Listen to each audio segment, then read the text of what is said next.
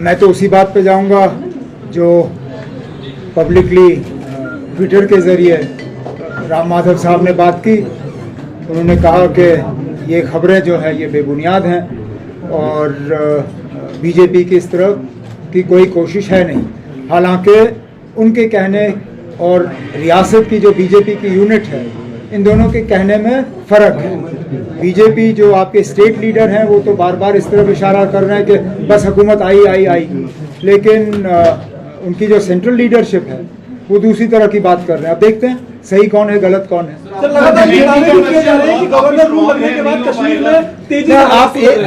आप एक एक करके पूछिए ना। आप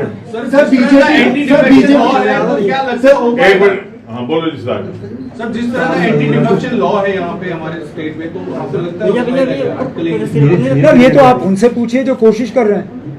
हम तो इस कोशिश से बिल्कुल अपने आप को हमने बाहर रखा हुआ है। हम तो आपसे बार बार कहते हैं कि ना नेशनल कॉन्फ्रेंस वाले हुकूमत बनाने की किसी भी तरह की कोशिशों में हम जो है अब कोई हिस्सा नहीं दे रहे हैं।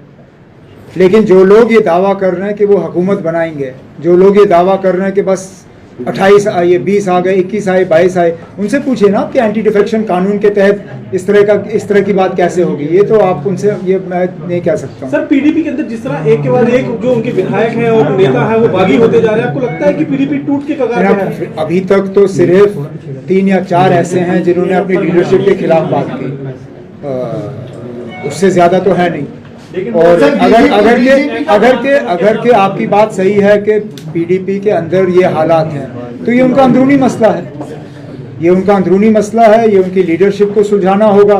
नेशनल कॉन्फ्रेंस को पीडीपी के बनाने में हमारा कोई हाथ रहा नहीं, पीडीपी के बिगाड़ने में भी हमारा कोई हाथ नहीं रहा। सर बीजेपी का कहना है कि हम कांग्रेस और नेशनल कॉन्फ्रेंस के संपर्क में भी है। कौन?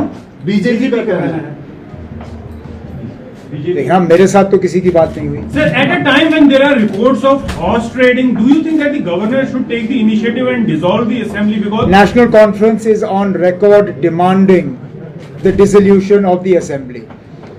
The cure for all these rumors about horse trading, all these rumors about breaking of political parties, all these rumors about formation of alternate government will all be solved with the dissolution of the assembly. We are not demanding immediate elections. We also understand that to create the climate conducive for elections in Kashmir will take some time. But at least in the meantime, we can put an end to all this unnecessary and unseemly sort of rumor mongering. Let the assembly be dissolved and then we will continue. National Conference go to Supreme Court for dissolution of assembly or no?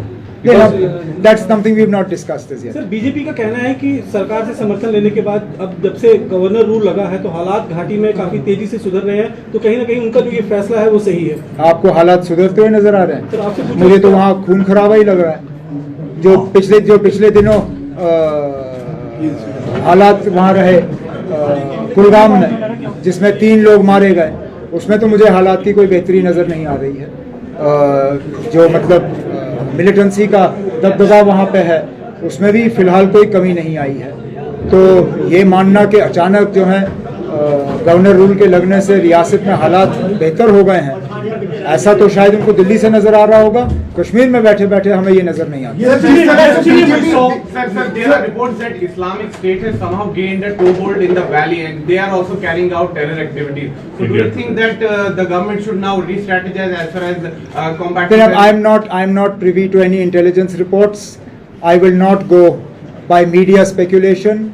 As and when I see something concrete about the presence of the Islamic State, I will comment, not until then. Sir जिस तरीके से BJP ने PDP के कुछ मंत्रियों पे allegation लगाए हैं करप्शन के, क्या आपको लगता है इस चीज को लेकर गवर्नर को अब संज्ञान लेना चाहिए? ना, बहुत से ऐसी बातें हमारे ज़ेरे गौर भी हैं।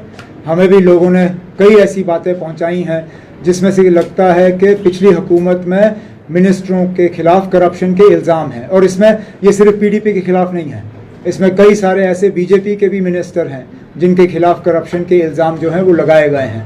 ये तमाम जो बातें गवर्नर साहब के पास पहुंचाई जाएंगी और उम्मीद की जाएगी कि without any sort of political influence इन पे इन्वेस्टिगेशन हो, और अगर ये सही साबित हुए तो उनको सजा मिलनी चाहिए। लेकिन Sir, महबूबा All India मुफ्ती का- Muslim Personal Law Board has said that they will be opening a Sharia court in every district across the country. Do you think, sir, this move will undermine the power of the courts which we already have? I have not seen this statement. I have not seen this Mehbooba statement. Mehbooba Mufti भी sir corruption के जम्मू में रोजगार के नए अवसर उपलब्ध करवा रहा है jet king computer hardware and networking institute. यहां से प्रशिक्षण प्राप्त युवा पा रहे हैं देश विदेश में रोजगार। आइए और jet king computer hardware and networking institute से जुड़कर अपना भविष्य सुनहरा बनाइए।